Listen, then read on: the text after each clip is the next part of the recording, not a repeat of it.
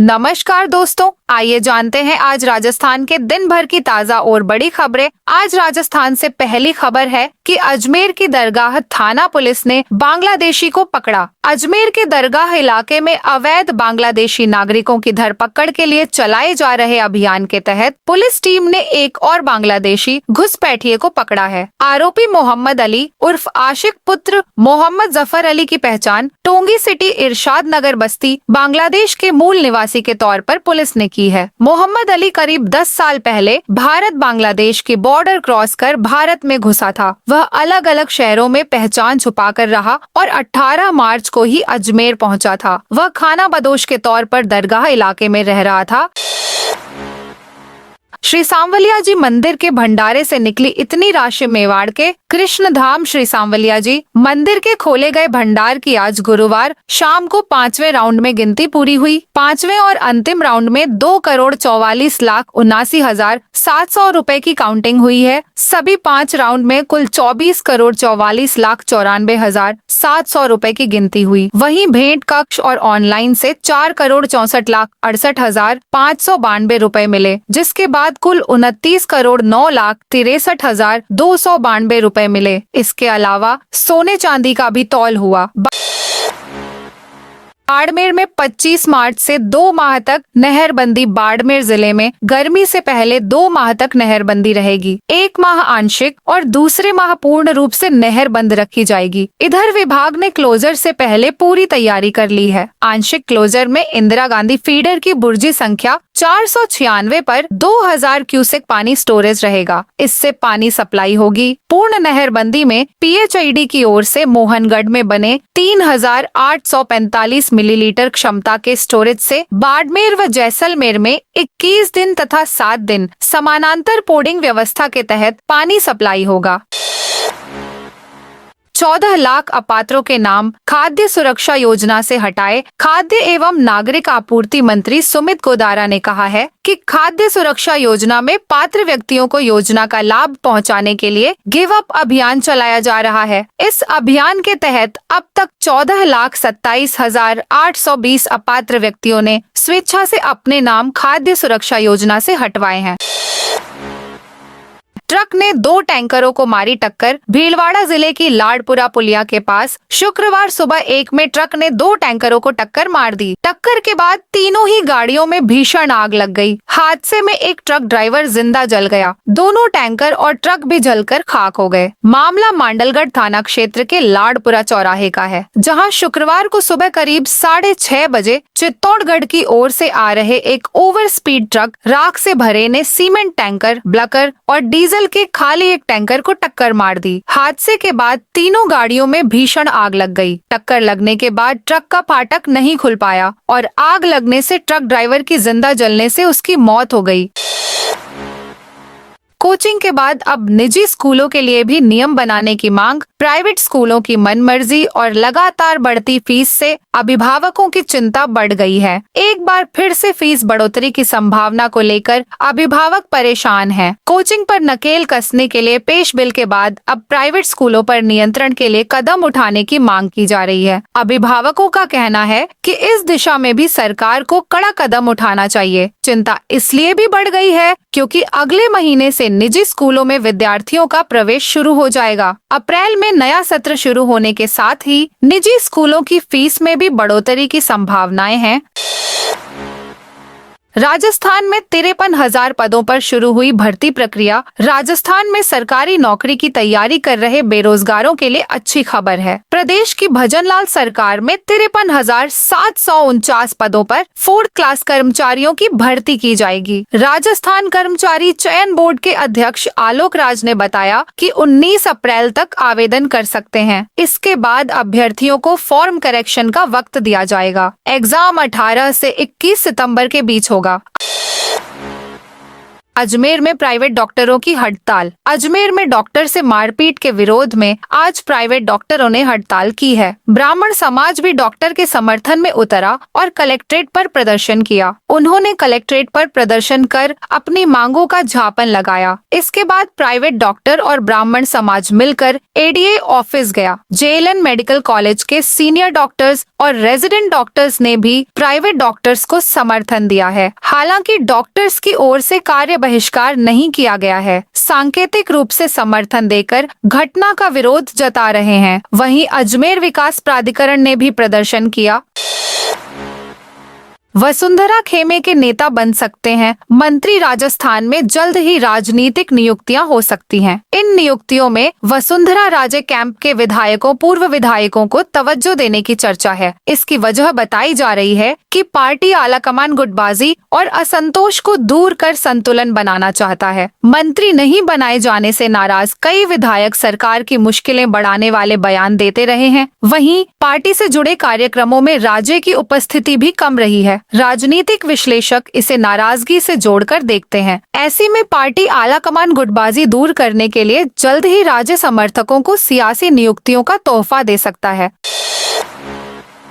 बाल विवाह की रोकथाम के लिए चलेगा विशेष अभियान। दौसा जिले में राज्य विधिक सेवा प्राधिकरण द्वारा प्रदेश में अक्षय तृतीया, पीपल पूर्णिमा एवं अन्य उत्सवों पर होने वाले बाल विवाहों की रोकथाम के लिए एक्शन प्लान के अनुसार अप्रैल, मई तथा नवंबर, दिसंबर 2025 में विशेष अभियान एवं वर्ष भर नियमित गतिविधियों के रूप में बाल विवाह निषेध सघन अभियान चलाने के निर्देश प्रदान दिए हैं।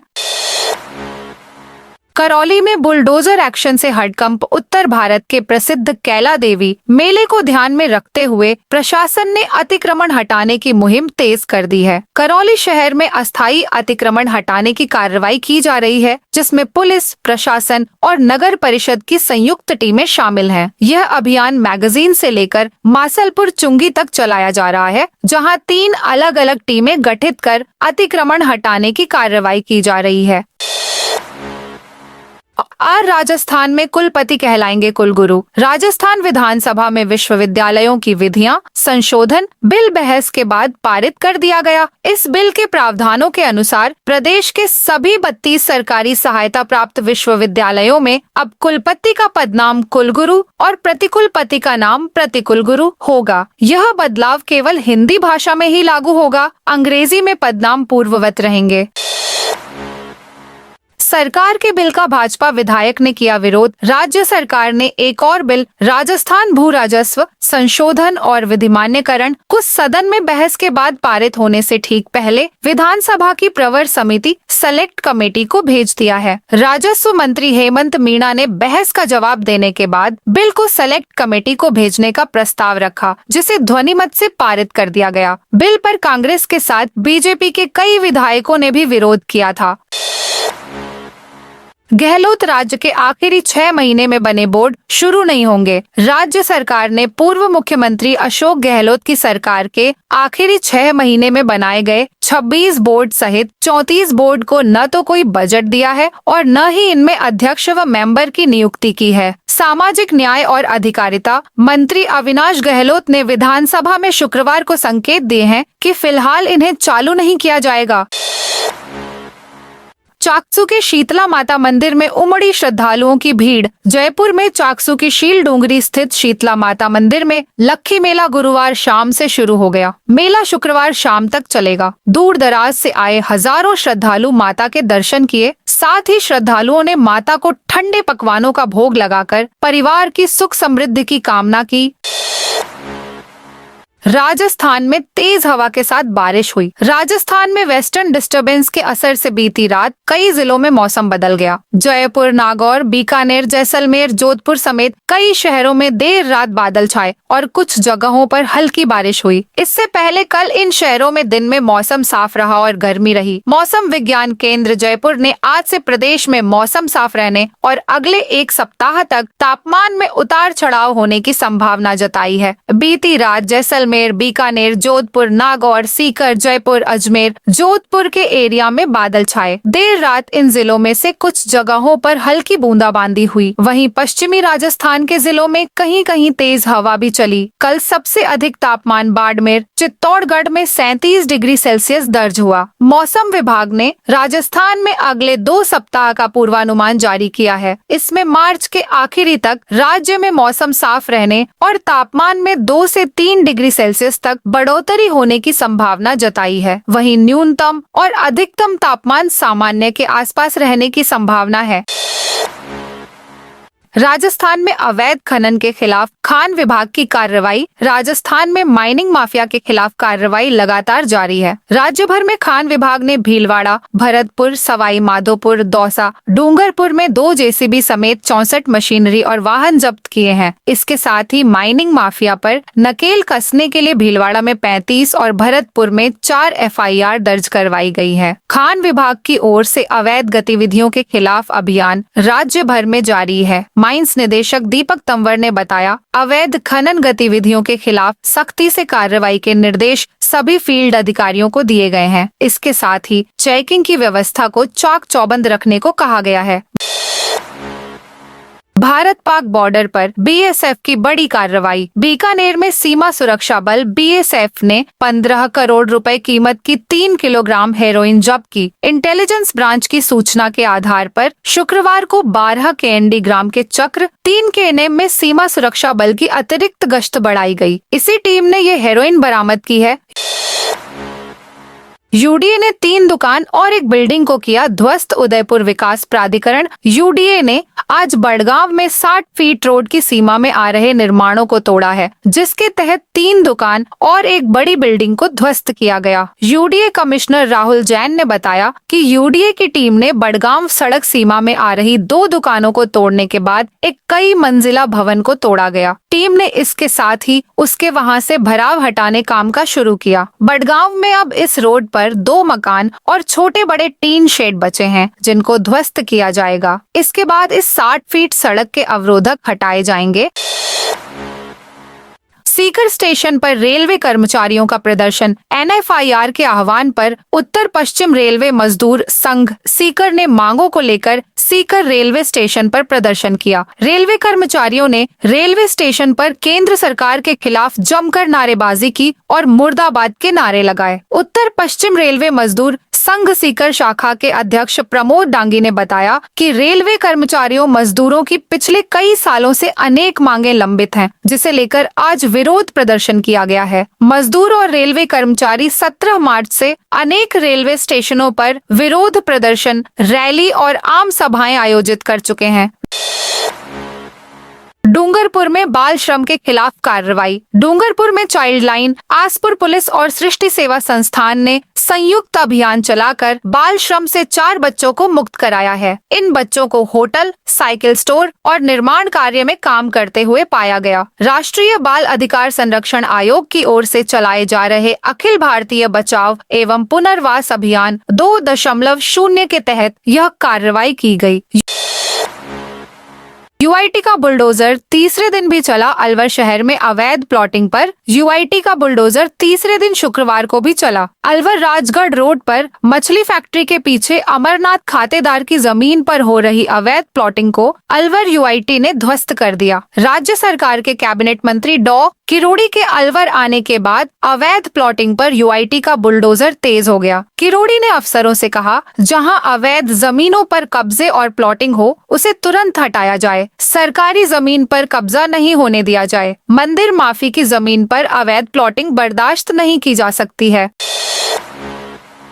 RIS मुख्य परीक्षाओं के लिए जयपुर में निःशुल्क सुविधाएं। राजस्थान प्रशासनिक सेवा RIS की मुख्य परीक्षा की तैयारी कर रही अनुसूचित जनजाति वर्ग की छात्राओं के लिए जनजाति विभाग की ओर से जयपुर में निःशुल्क आवास एवं भोजन की सुविधा उपलब्ध कराई जा रही है। जैसलमेर में अप्रैल से चलेगी गर्म हवाएं। जैसलमेर जिले में दिन के साथ रात में भी गर्मी ने असर दिखाना शुरू कर दिया है। दोपहर में चिलचिलाती धूप व गर्मी ने लोगों को बेहाल कर दिया है, लेकिन गुरुवार शाम को अचानक हुए मौसम में बदलाव से चांदन आदि इलाके में हल्की बूंदाबांदी भी हुई। वहीं शहर में भी रात को हल्की बूंदाबांदी हुई, मगर शुक्रवार सुबह तेज धूप ने एक बार फिर लोगों को परेशान किया। जिले में आगामी 4-5 दिनों तक गर्मी से खास राहत मिलने की संभावना नहीं है। वहीं मौसम विभाग ने भी जैसलमेर जिले में आगामी 4 दिनों तक मौसम शुष्क रहने की संभावना जताई है। कृषि मौसम वैज्ञानिक अतुल गालव ने बताया कि आगामी दिनों में अधिकतम व न्यूनतम तापमान में 2 से 3 डिग्री की बढ़ोतरी होने की संभावना है, जिससे गर्मी का असर और तेज हो जाएगा। अप्रैल की शुरुआत में झुलसा देने वाली गर्मी देखने को मिलेगी। पेपर लीक के आरोपी उदयपुर से गिरफ्तार। वन रक्षक भर्ती 2020 के पेपर लीक के मास्टरमाइंड बाड़मेर के हरीश सारण के बीते दिनों इंदौर से गिरफ्त में आने के बाद अब स्पेशल ऑपरेशन ग्रुप एसओजी लगातार गिरफ्तारियां कर रही हैं। हरीश से पूछताछ में एसओजी का ये पेपर उदयपुर और राजसमंद तक पहुंचाने का इनपुट मिला। बांसवाड़ा में अभ्यर्थियाएं का ये पेपर साइन कराने का टास्क हरीश का दिया था, जबकि उदयपुर में इसकी जिम्मेदारी कंवरा राम का सौंपी थी, जहां सांवला राम के अपने मकान पर और कंवरा राम ने किराए के मकान में अभ्यर्थियाएं का पेपर पढ़वाए। लीक पेपर कंवरा राम के मोबाइल पर भेजा गया था।